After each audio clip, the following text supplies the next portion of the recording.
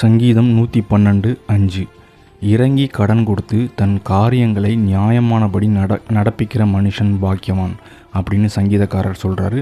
அது மட்டும் இல்லாமல் அதோட தொடர்ச்சியாக பார்த்தீங்க அப்படின்னா, அவன் என்றென்றைக்கும் அசைக்கப்படாதிருப்பான். நீதிமான் நித்திய கீர்த்தியுள்ளவன். துர்ச்செய்தியை கேட்கிறதினால் பயப்படான். அவன் இருதயம் கர்த்தரை நம்பி திடனாயிருக்கும்.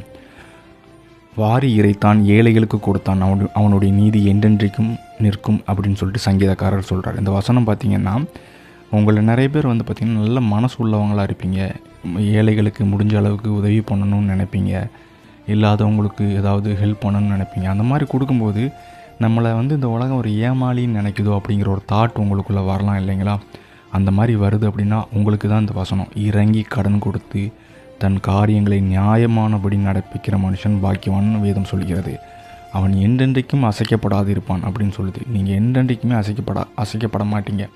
இன்றைக்கி நீங்கள் யாருக்காவது ஹெல்ப் பண்ணுறீங்க அப்படின்னா அது உங்களுக்கு ஒரு தவறான ஒரு தாட்டை கொடுக்குது. அது தப்பு, அப்படி இருக்கக்கூடாது, காசை வேஸ்ட் ஆக்கக்கூடாது அப்படின்னு நினச்சிங்கன்னா உங்களுக்கு தான் இந்த வசனத்தை கர்த்தர் சொல்கிறாரு. வாரி இறைத்தான், ஏழைகளுக்கு கொடுத்தான், அவனுடைய நீதி என்றென்றைக்கும் இருக்கும்னு வேதம் உங்களுக்காக நிற்கிறது.